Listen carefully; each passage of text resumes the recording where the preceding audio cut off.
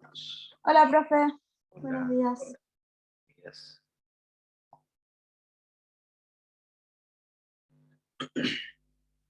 Em, ¿Qué quedábamos la clase pasada, perdón? ¿Se acuerda?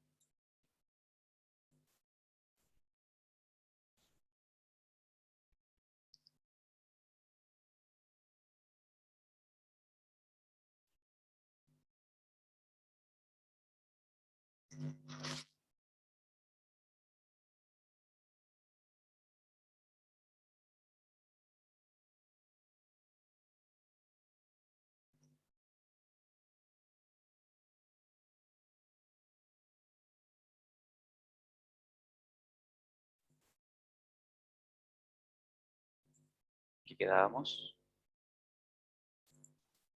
Profe, tenía que explicar, le faltaba explicar una parte de la multiplicación con... Deja Con guardarlo. producto cruz, profe. Eso mismo. Muchas gracias.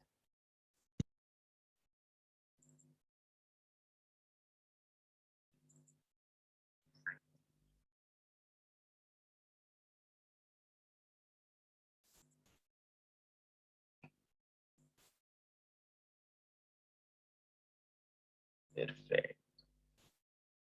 Ya tengo. Gracias.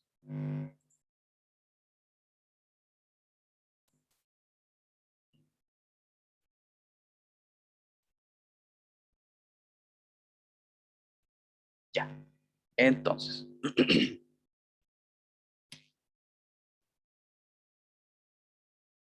Producto, punto, producto.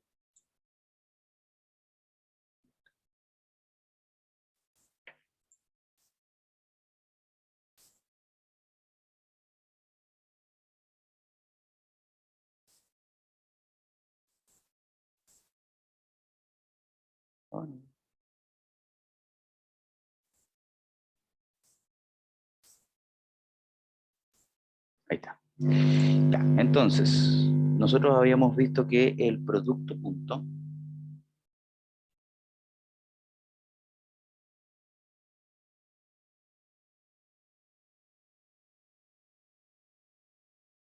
¿cierto? Básicamente se le conocía como producto escalar. Se le conoce como producto escalar.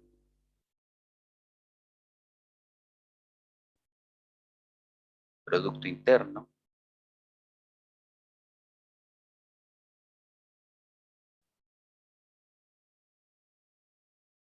Y bueno, básicamente lo que uno espera encontrar de esto es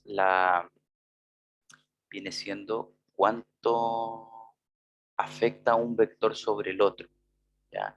Si un vector, yo tengo un vector que va en una cierta dirección y lo contacto con un segundo vector que va en una dirección distinta, o que puede ser igual también, ¿cómo afecta ese segundo vector a la trayectoria, a la dirección y al sentido y magnitud del segundo vector? Yo a todo esto les había dejado una pseudo tarea. ¿Quién de ustedes jugó Mario Kart y se dio cuenta de lo que les había hablado ayer?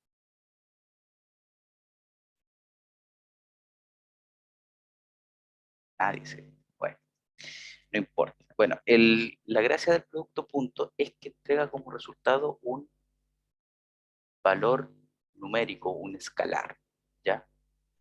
Y ese escalar nos va a indicar, ¿cierto?, la magnitud que existe entre uno y el otro. No solo eso, sino que además veíamos que, por ejemplo, u punto b es igual a la magnitud del vector u, no nos olvidemos de las flechitas, por la magnitud del vector b, por el coseno del ángulo que se forma entre los vectores. Con esto nosotros podíamos ver que para que la proyección o para que el efecto del segundo vector sobre el primero sea, eh, sea correcto, sea bueno, básicamente tiene que ser, pues, sea completo, digámoslo así, el ángulo entre ambos vectores debe ser nulo, debe ser cero. Y ahí nosotros tenemos, ¿cierto?, que el vector adquiere la mayor parte del efecto del segundo vector. Algo que según como nosotros vimos que se podía, que se trabaja el producto punto, es que el producto punto es conmutativo. O sea, si yo hago esto, es exactamente lo mismo que si yo hago esto. ¿Ya? No hay problema. Algunas de las propiedades del producto punto. Y ahora vamos a pasar a conversar acerca del producto cruz.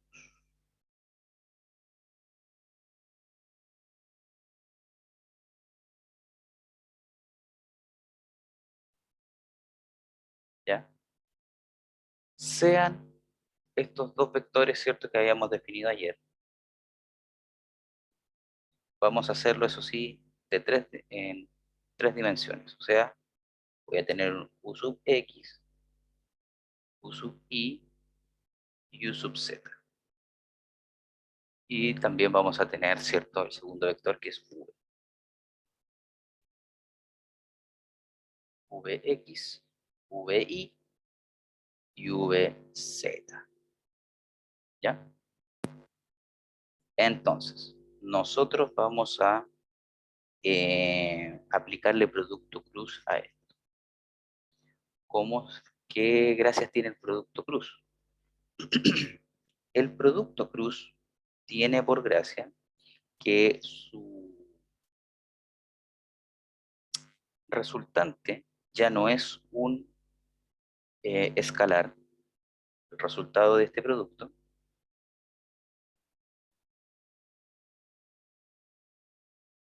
es un vector.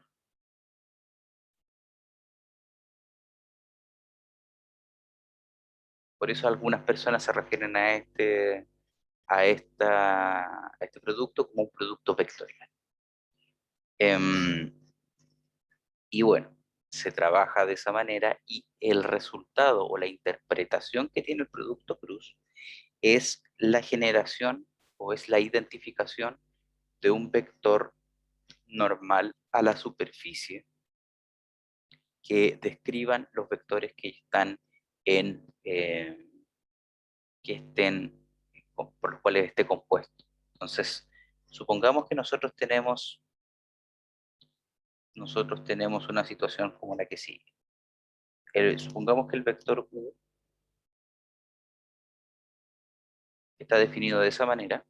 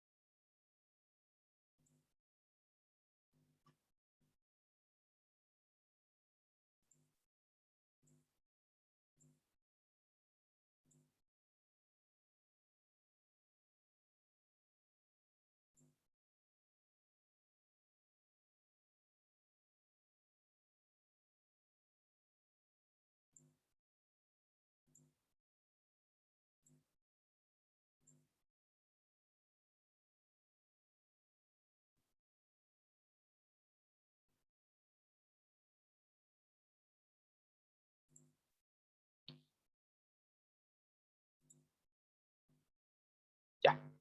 Entonces supongamos que tenemos este vector, ¿cierto? Que este va a ser nuestro vector u.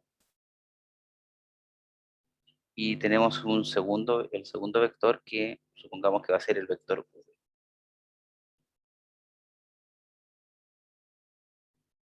Entonces,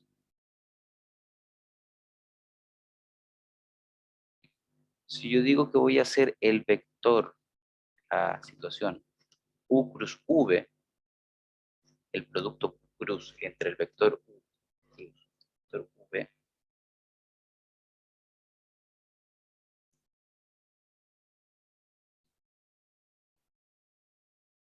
yo voy a buscar lo que es el vector y yo tengo que buscar una manera de generar un tercer vector que va a ser perpendicular a estos y que va a ser este de aquí.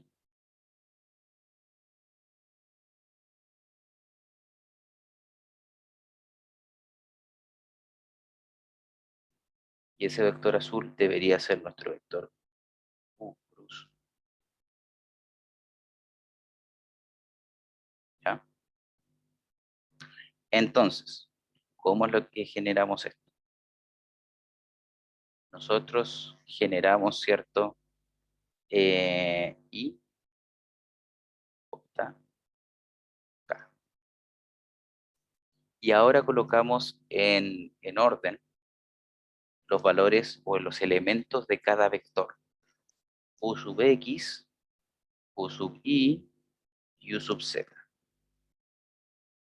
Y el siguiente vector. P sub x, P sub y V sub z. ¿Ya?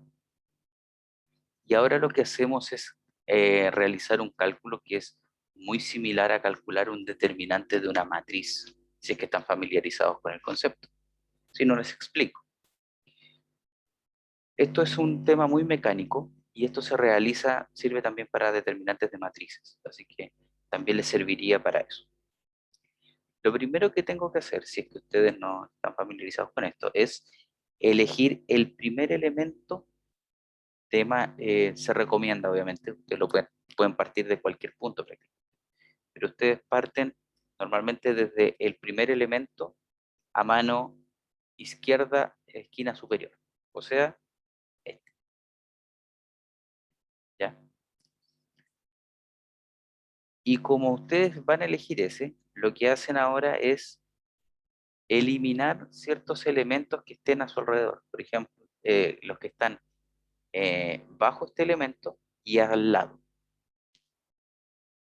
No es que los estén eliminando per se, pero es que los están ignorando para efectos del cálculo que están realizando ahora.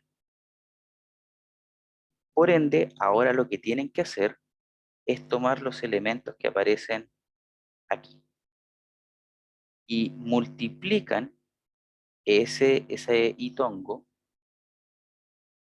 ese, ese itongo, lo multiplican por el producto cruzado entre U sub I y VZ menos VI por U sub Z. Siempre se realiza de esa manera. Esquina izquierda superior por esquina derecha inferior, positivo. Menos esquina izquierda inferior por esquina derecha superior. Entonces, el primer elemento de este producto cruz va a ser U sub I por V sub Z menos V sub I por U sub Z. Todo eso por itongo. ¿Ya? Ahora,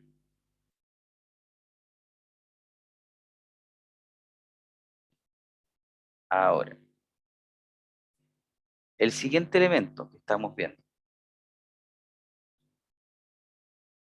va a ser J tongo.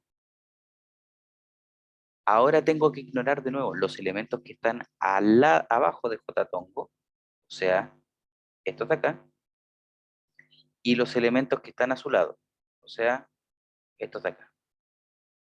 Y me quedan estos elementos en el extremo que son los que tengo que analizar. Y se hace el mismo efecto.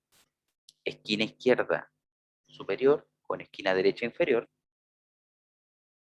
va a ser U sub X por V sub Z menos esquina izquierda inferior, esquina derecha superior.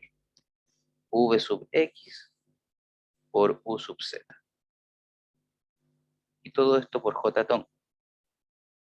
Ahora bien, para realizar este producto también tenemos que fijarnos en que en los signos de este elemento. Estos temas siguen lo que se denomina una lógica de tablero de ajedrez. O sea, que cuando partimos en una esquina, esa esquina tiene signo positivo. Y si yo me muevo hacia un lado o hacia el otro, no en diagonal, pero si yo me muevo de manera vertical u horizontal, yo lo que debería obtener es signo negativo. El siguiente va a ser un signo positivo y así sucesivamente. Y va a ser así para cualquier tipo de matriz, no solo de las de 3×3. Entonces, siguiendo esa lógica, el segundo elemento de este determinante debe tener signo negativo. ¿Ya? Y finalmente, el tercer elemento que aparece acá, ¿cierto? Que es la tercera componente que debo buscar, es, ¿cierto? Catón. Y de nuevo, ignoro los elementos que están a mi lado y los que están en la parte inferior. Entonces, lo que nosotros vamos a tener entonces es, de nuevo, siempre se sigue la misma lógica. Esquina izquierda superior, esquina derecha inferior.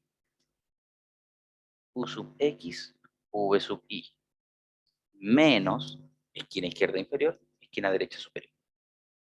V sub x, u sub y. Y esto es catón. ¿Ya? Debido a que esto está siendo multiplicado, que tiene si ustedes se dan cuenta, tiene los elementos, ¿cierto? Y tongo, j tongo y k tongo, básicamente nos está diciendo que ese primer elemento, el primer elemento de todos, este, va a ser el resultante del vector en dirección x. ¿Ya? La y tongo se relaciona con x. El siguiente elemento, que es todo esto, o sea, incluyendo el signo negativo, nos indica en la dirección en y, en el eje vertical que uno le llama. Y este tercer elemento nos indica la dirección en dirección z. O sea, el valor de dicho vector en dirección z.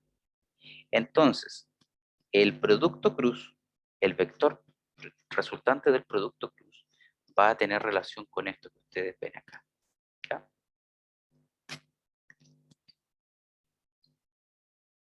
Con esto, ¿dudas o consultas, estimados? Profe, no entendí por qué va el menos y el más. Que, Lo que pasa, la verdad, he buscado por un motivo motivo de peso para hacer esto y no lo he encontrado como para explicarse. Así como busqué el de producto punto, busqué el de o sea, los signos por fórmula nomás. los signos, tómalo por Ah, convención. ya. Con eso va a servir por el momento. Bastante bien.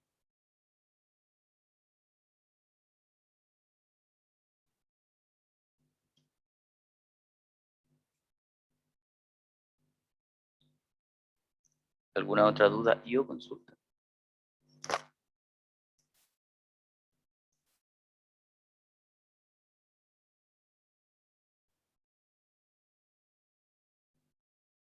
¿Qué pasa si nosotros tenemos el resultante del producto cruz y yo quiero saber en qué punto, de qué manera yo voy a tener el producto cruz mayor?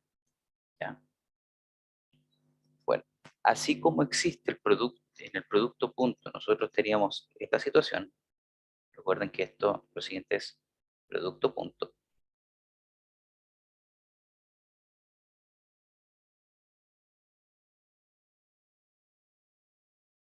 Y esto es que u punto v va a ser igual a u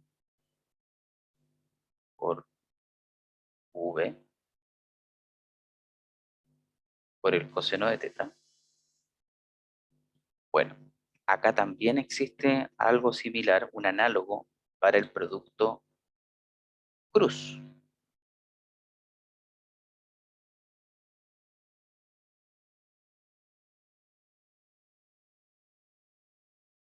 ¿Ya? Ahora, para poder encontrar el ángulo teta. Ahora,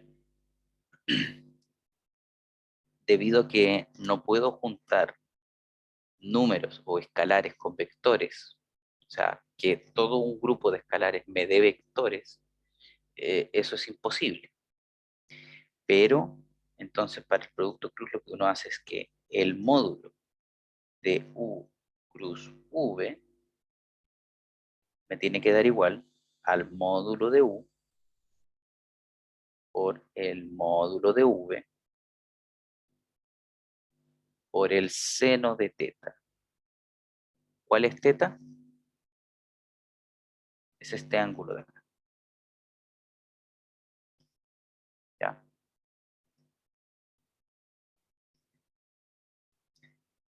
Viendo esto,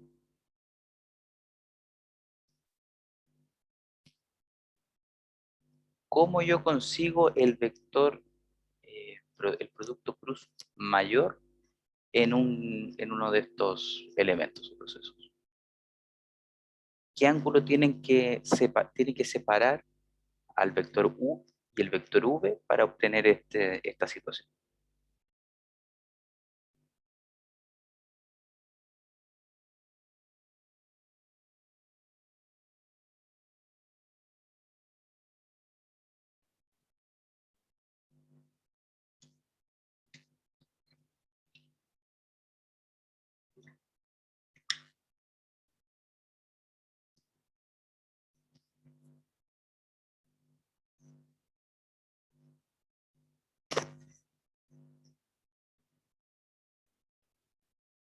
¿Cuál es el ángulo que tiene que haber entre U y V para que el módulo del producto cruz sea el máximo posible?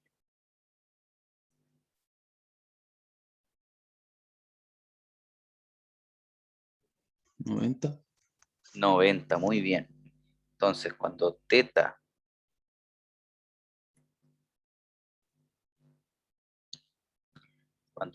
sea igual a 90 grados, o dicho en forma radial, cuando teta sea igual a n pi medios con n número impar,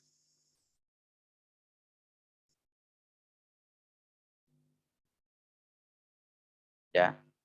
El producto cruz va a tener un valor, va a tener el valor máximo o el valor mínimo, pero el módulo va a ser el valor, numéricamente va a ser el máximo valor alcanzable, ¿ya? Lo cual lo hace más interesante todavía.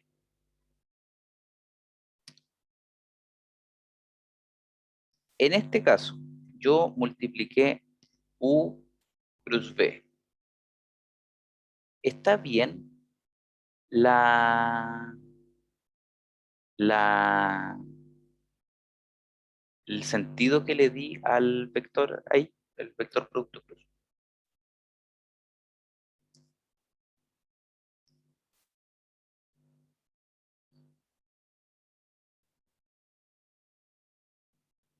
¿Qué creen ustedes?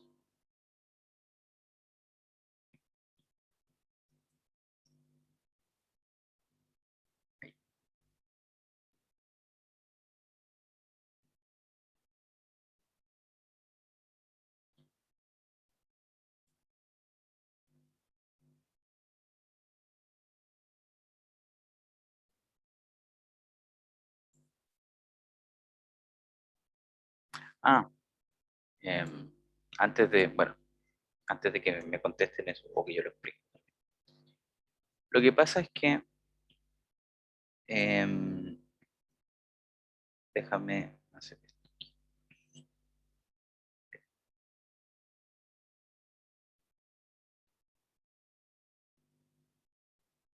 Ya. Suponte que el ángulo, el eje de las abscisas van a ser los ángulos posibles para una función trigonométrica. ¿Ya? Y supongamos que el eje de las ordenadas es, en este caso, debido a lo que estamos analizando, seno de teta. La función seno de teta graficada en función de los ángulos. ¿Ya? El seno, cuando teta vale 0, el seno vale 0. ¿Ya? Cuando teta vale pi medios o 90 grados, como lo quieras llamar, seno vale 1. Entonces esto se da para acá. Para pi, seno vale 0 de nuevo. Para 3 pi medios, seno vale menos 1.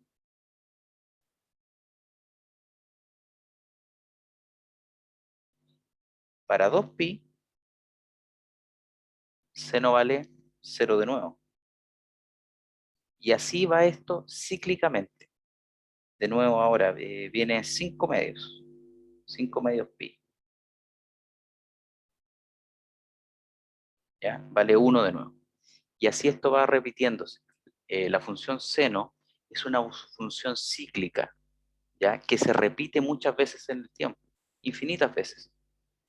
Entonces, cuando yo te digo que estoy multiplicando esto por un n, ese n tiene que ser impar para que me dé el 3 medios, el 5 medios o el 1 o el 1 medio, que es este de aquí.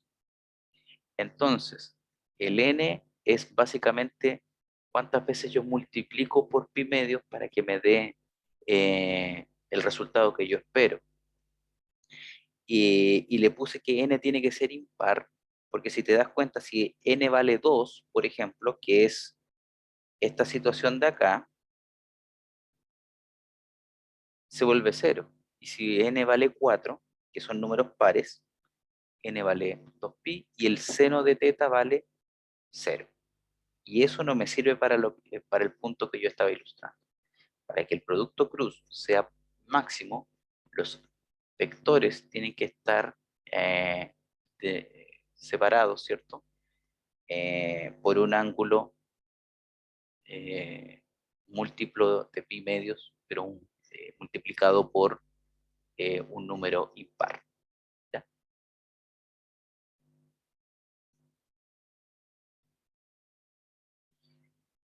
Ya. Entonces, ahora vamos a ver lo que es... bueno, esto de acá. Yo multipliqué U cruz B, o sea, lo hice en este sentido. U cruz B. ¿Ya? Encontramos el ángulo, ¿cierto? Todo.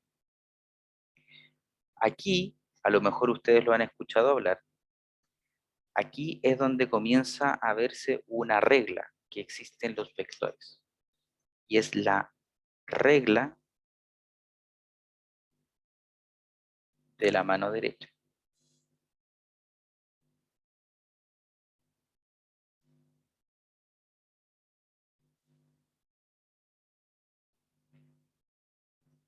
La regla de la mano derecha nos dice el sentido que va a tener el vector cuando yo haga un producto cruz. ¿Ya?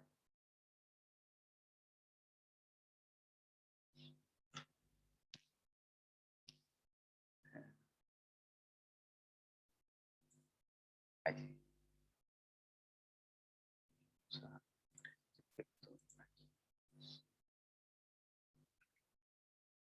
Ya. La regla de la mano derecha es sumamente sencilla y es que yo parto en el vector al cual yo estoy haciendo el producto cruz. Y yo envuelvo mi mano hasta llegar al otro, o en la dirección que se encuentra el otro. Si la dirección que yo tomé es esta, entonces el vector que genera el producto cruz va a ir hacia arriba de esa intersección de vectores. Si el primer vector que yo tomé, este de acá, y yo tengo que hacer este movimiento para hacer el producto cruz, el vector resultante va a ir hacia abajo. Entonces, según lo que nosotros vimos según lo que nosotros vimos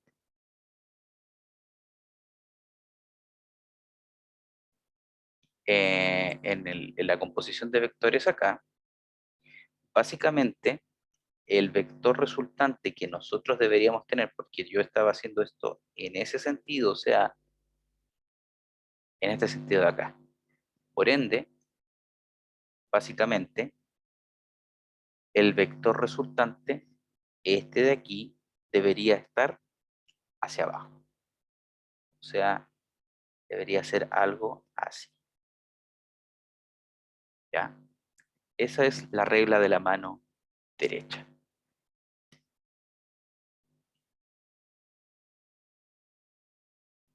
¿Dudas o consultas, estimados?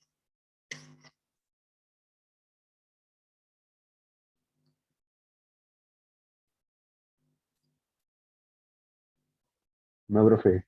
Bueno, ya.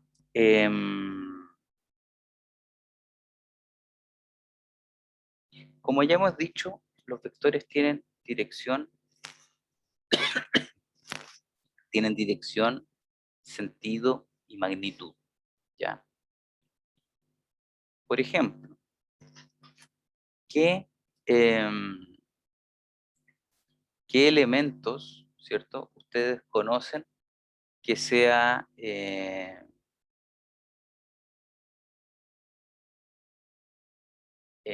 que tenga una dirección a medida que yo voy aplicando dicho vector? Siempre tiene la misma dirección.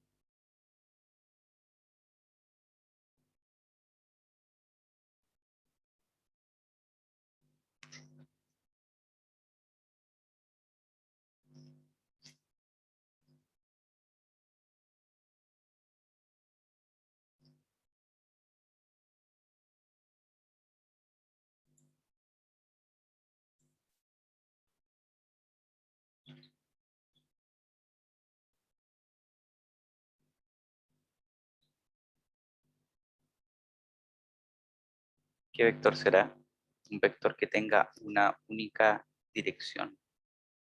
O piensen en una magnitud que siempre tiene la misma dirección.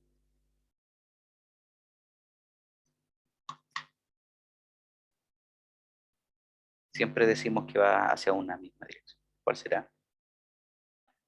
¿La gravedad? Ya. Muy bien. La gravedad es un elemento que siempre sigue la misma dirección, que es negativo, ¿cierto?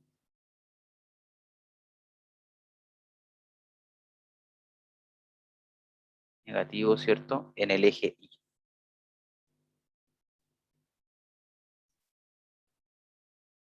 ¿Cierto?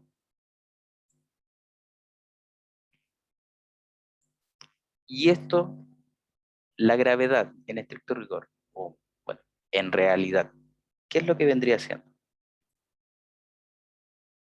Como magnitud, o cuál es su definición más purista. ¿Una fuerza? No, está relacionado. La fuerza tiene otro nombre.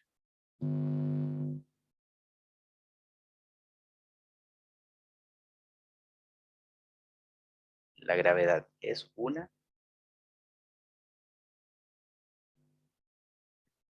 gravedad es una aceleración.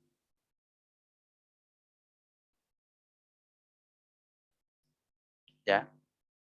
Entonces, la aceleración de un cuerpo, o de un cuerpo, puede ser muy pequeño o muy grande, es un vector.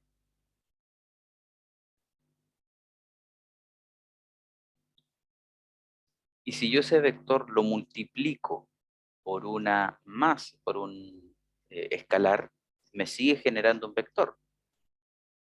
Y si yo a esta aceleración la multiplico por un escalar, entonces, escalar. Por ejemplo, la masa de un cuerpo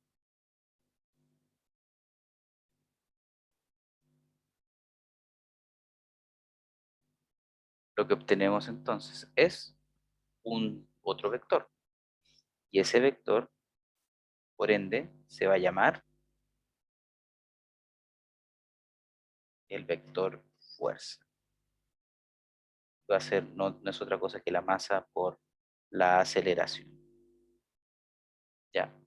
En el caso particular de que la aceleración sea igual a la gravedad, entonces ya el vector fuerza, ¿cierto? Viene a ser denominado peso, que es la fuerza producto que realiza, ¿cierto? Que tiene la persona cuando está inmersa en lo que es la gravedad, ¿ya? Entonces, mientras la persona sea más pesada, más fuerza de gravedad se dice que más peso tiene. Si tiene más masa, más peso tiene. Si tiene menos masa, menos pesada es. ¿Ya? Entonces, la masa que nosotros tenemos, lo que, por ejemplo, registra las pesas, las balanzas, no es el peso, porque el peso ustedes saben que se mide en newtons, ¿cierto? Pero lo que yo obtengo son kilogramos, que se obtiene a partir de kilogramos y de metros por segundo al cuadrado. Es una aceleración, ¿ya? Pero la fórmula es válida para cualquier tipo de aceleración, y eso es lo importante que hay que recalcar acá. El peso, ¿cierto? O la fuerza que yo aplico siempre va a ser masa por aceleración, ¿ya? Mientras mayor sea la aceleración, mayor va a ser la fuerza que yo aplique. Por eso con los vehículos, hay vehículos que cuando chocan quedan dañados, ¿cierto? Porque van a baja velocidad y llevan una baja aceleración, pero sigue siendo 1,5 toneladas que está chocando. Y hay otros que quedan destrozados, siendo que es el mismo vehículo, pero iba a 100 kilómetros por hora e iba acelerando. Entonces ya la fuerza que lleva es diferente, ¿ya?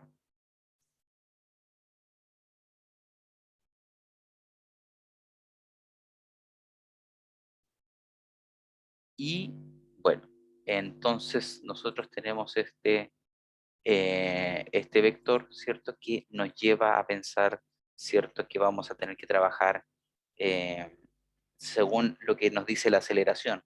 ¿En qué dirección entonces estoy realizando la fuerza? En la dirección de la aceleración.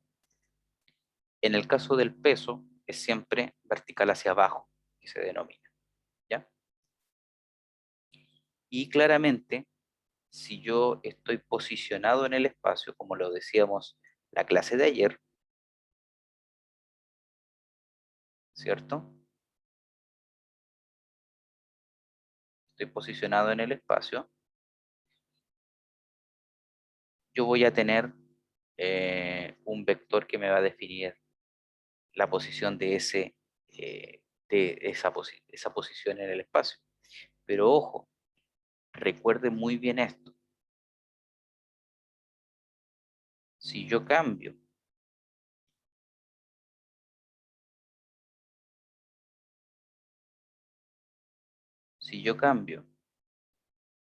el sistema de referencia que yo estoy usando,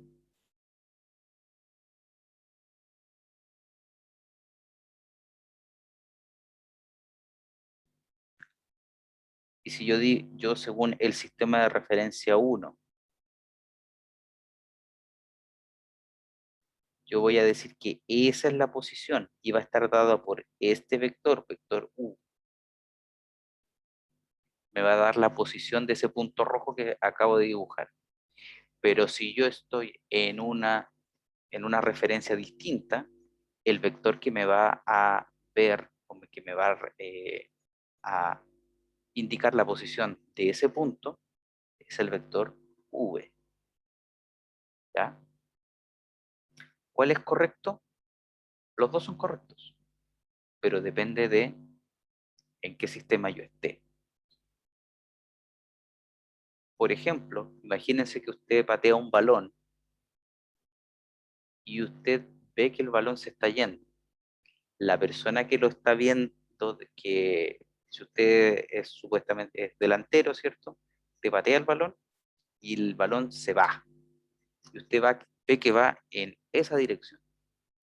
Pero el arquero está viendo que el balón viene hacia él. ¿Ya? Usted ve que va levantándose, ¿cierto? Y que hace esta posición, este movimiento. El arquero ve todo lo contrario. Entonces, eso es lo que produce, ¿cierto? Que eso produce, ¿cierto? La diferencia de sistemas de referencia. Si yo puedo ver algo que para mí es sumamente, eh, que, es- que para mí es así. Por eso muchas veces se celebran goles en los estadios, porque viene un jugador, patea el balón, y yo desde mi posición en el estadio veo que el balón entró, pero la verdad es que se fue por afuera. Y eso lo ven los que están desde otra posición. Ellos ven claramente que no fue gol. Para mí es gol. ¿Ya? Así que los vectores posición y los vectores fuerzas siguen una dirección dada, especialmente el vector fuerza sigue la dirección de la aceleración. Y el vector posición, yo tengo que tener mucho cuidado el sistema de referencia que ocupe. Y esta es la moraleja de esta parte. Si usted inicia un ejercicio, y esto se lo digo de verdad, porque si no va a estar malo, solo se lo digo. Si usted un ejercicio o un análisis de sistemas de esfuerzo, usted los comienza de una forma, los termina de esa forma. No importa si está malo, o sea, no importa si no le dan los números, usted dice, pero me debió haber dado para el otro, no importa. Pero si usted comienza con un sistema, se casa con ese sistema hasta la muerte. ¿Ya? No cambie de sistemas a medida que avanza el ejercicio. Y si lo hace, va a estar todo mal. ¿Ya? Y eso es válido también cuando hagan análisis estructurales, ¿cierto? O cuando veamos los análisis de un lado, eh, de, de pandeo o de esfuerzo, ¿cierto? Si la fuerza yo partí diciendo que iba para la derecha, va a la derecha siempre. ¿Qué es lo peor que puede ocurrir? ¿Ya? Y esto se los digo ya desde ya. Si por ejemplo yo digo, mira, la fuerza que yo dije que iba hacia arriba, me dio negativa. ¿Qué quiere decir? Que en realidad esa fuerza iba para abajo. Y listo. Nada más que hacer. Pero eso me lo va diciendo el ejercicio y los datos que yo tengo. Nada más. ¿Ya?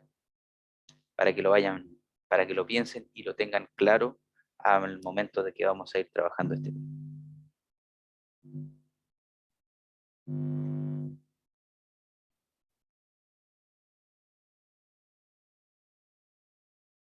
Entonces, vamos viendo, eh, vamos viendo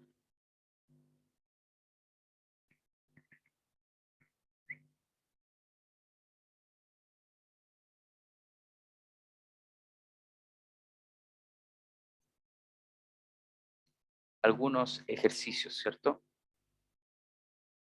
Dice, por ejemplo, acá dice, un buceador hace un lento descenso a las profundidades del océano. Su posición vertical con respecto a un barco en la superficie cambia varias veces. hace la primera parada a 9 metros del barco, pero tiene un problema con la presión, por lo que asciende 3 metros, y luego continúa descendiendo por otros 12 metros a la segunda parada. A partir de ahí, asciende 4 metros y luego desciende por 18 metros. Asciende de nuevo 7 metros y desciende de nuevo durante 24 metros, donde hace una parada, esperando a su compañero. Suponiendo la dirección positiva hasta el nivel, hasta la superficie, exprese su vector vertical neto de desplazamiento en términos del vector unitario. ¿Cuál es la distancia al barco? ¿Ya? Trabajen en ello, lo vamos a resolver. Tómense 5 minutos para verlo, leerlo, resolverlo, ojalá. Y si no, después nosotros lo resolvemos acá en conjunto.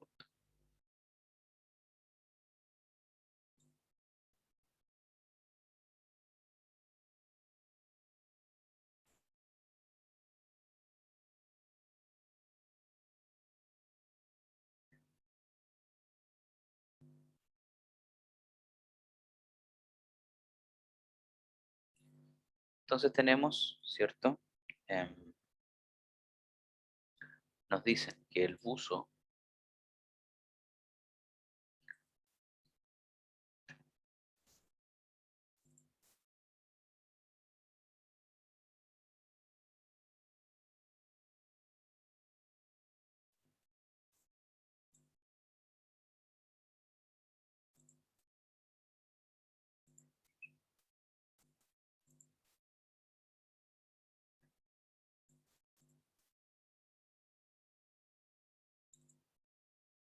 nos dicen que el buceador hace un lento descenso a las profundidades, su posición vertical con respecto al barco de la superficie cambia varias veces. Entonces vamos a decir que tenemos el barco, ¿cierto? Y que tenemos el nivel del mar. ¿Ya? Entonces primero el buzo desciende 9 metros. 9 metros. Luego tiene problemas de presión y asciende 3 metros. Por ende, su nueva posición van a ser 6 metros. Posteriormente, continúa descendiendo por otros 12. Desciende 12 metros. Por ende, su nueva posición van a ser 18 metros. A partir de ahí asciende 4 metros. Entonces asciende 4. Por ende, su nueva posición van a ser 14 metros. Asciende 4 y luego desciende 18.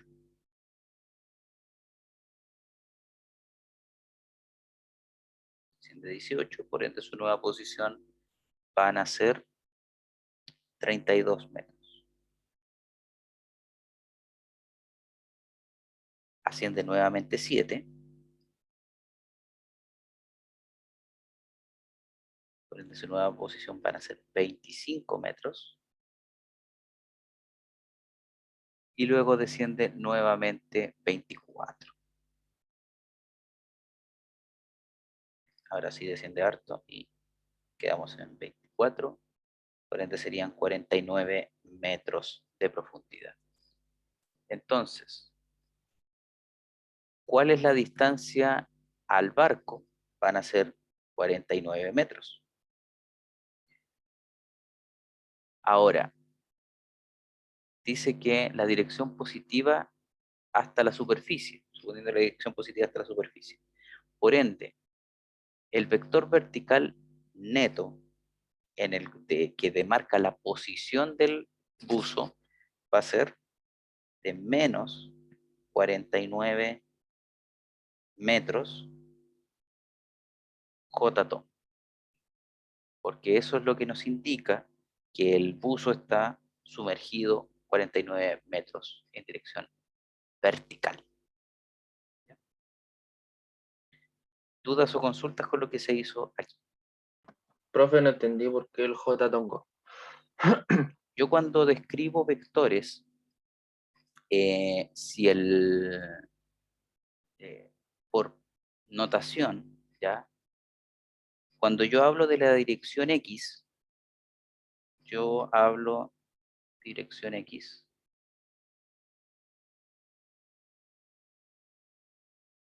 U horizontal, digámoslo. Yo puedo referirme a ella como X tongo o Y tongo, y latina, ¿ya? Cuando yo hablo de la dirección Y, la dirección vertical, yo hablo de la dirección, yo puedo hablar de Y tongo o J tongo. Y cuando yo hablo de la dirección Z,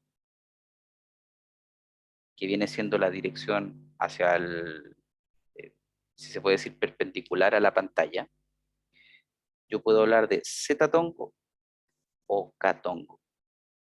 Entonces, el J tongo se añade como una componente que básicamente me está diciendo que la dirección en la cual me estoy moviendo, o en la dirección que estoy, es, tiene una componente vertical. Yo también podría escribir exactamente lo mismo, o sea, esto, y decir que el vector posición de este buzo al final de todo va a ser 0, menos 49, 0, con respecto al barco, ¿ya? Y asumiendo que no se desvió en ningún minuto de manera, de manera ni horizontal, ni en forma de profundidad, no sé cómo llamarlo eso, perpendicular a los ejes Y Z, ¿ya? Es una notación que se utiliza.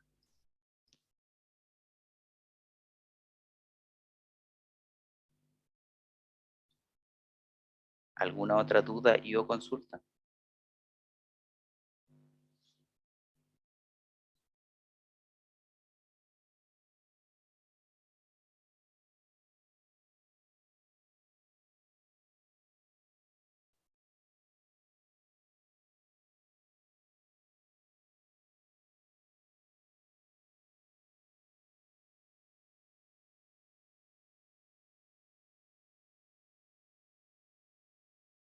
Siguiente ejercicio, entonces.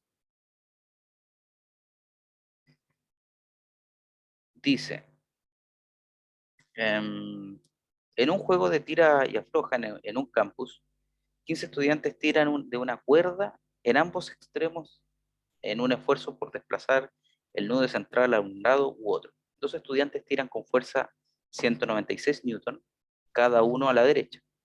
4 tiran con fuerza 62 newton, cada uno a la izquierda. 3 estudiantes tiran con fuerza 150 newtons, cada uno a la derecha, y un estudiante tira con fuerza 250 newtons a la izquierda. Suponiendo la dirección positiva a la derecha, expresa el tirón de la red en el nudo en términos de vector unitario. ¿Qué tan grande es el tirón de la red del nudo y en qué dirección? ¿Ya? Hagan ese ejercicio, aquí 3 minutitos para que lo hagan, para que nos lo llevemos resuelto.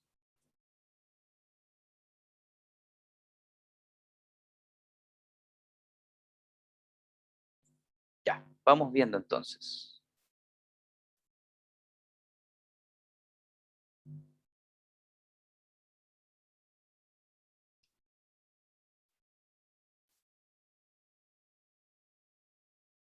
Entonces, tenemos ahora, nos dice que un juego de tira y afloja en un campus, 15 estudiantes tiran de una cuerda en ambos extremos en un esfuerzo por desplazar el nudo central a un lado u otro.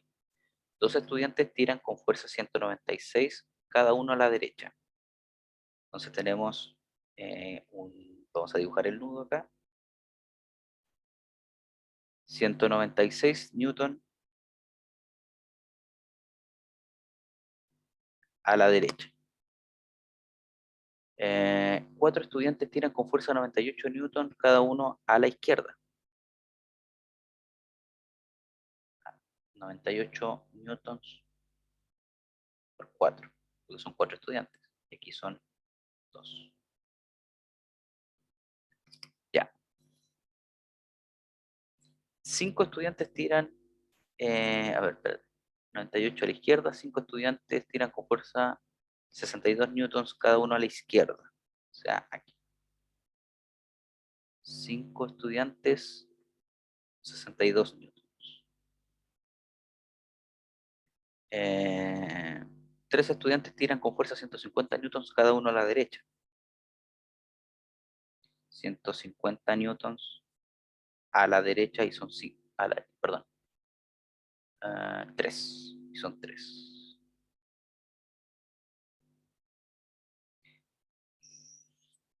Un estudiante tira con fuerza 250 newtons a la izquierda.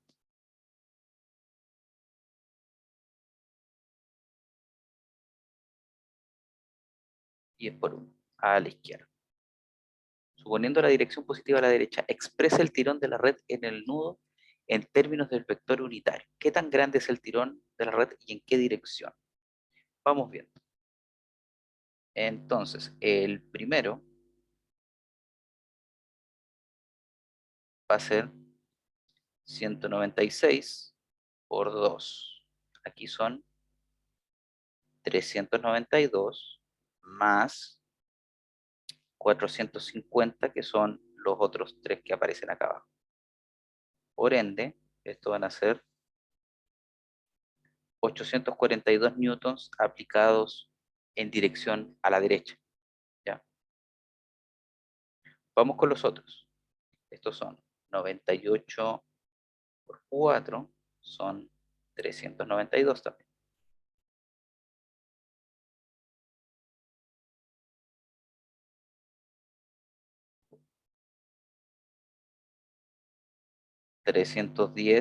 Los 5 que hacen 62 newtons y 250 el último. Entonces,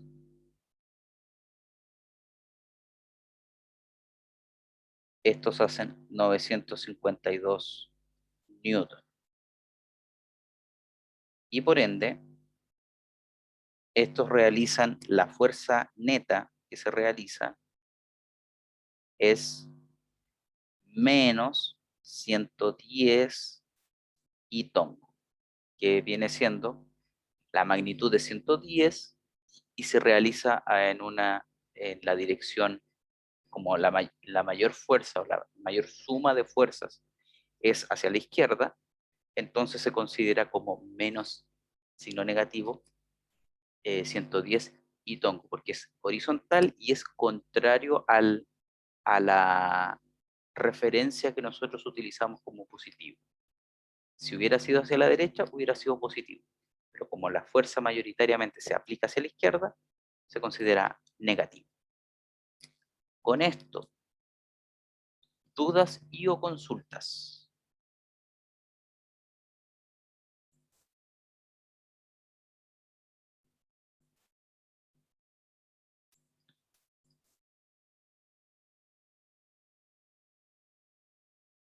Ya.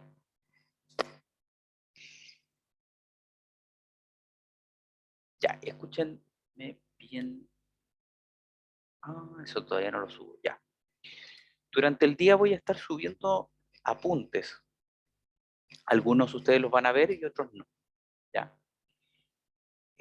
Principalmente me interesa, lo voy a dejar bien anotado, eso sí, en la parte 1 del curso, en la pestaña 1, que habla es de un libro del profesor Abelardo Rodríguez Soria.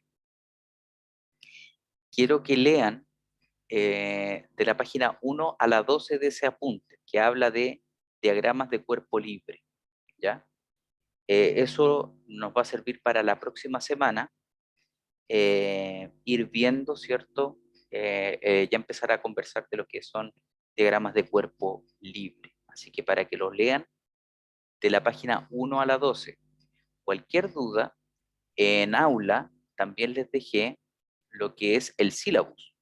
En la primera página, la de información general,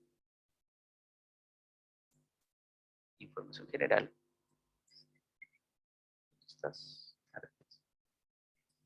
Después de está los libros a utilizar, horario de atención, que es el horario que voy a estar como de punto fijo, y el sílabus. ahí está, abajo está lo que es la programación y ahí aparece el libro, el apunte, las páginas que ustedes tienen que leer y de qué se trata la lectura. Así que, ¿de qué se trata? Me refiero, ¿cuál es el tema que está tratando? ¿No? Que no es un resumen de la lectura. Así que para que ustedes lo vayan leyendo y para que la próxima semana usemos eso como insumo para que la clase sea más rápida y que la clase, que ustedes también sepan de lo que vamos a hablar. ¿Ok?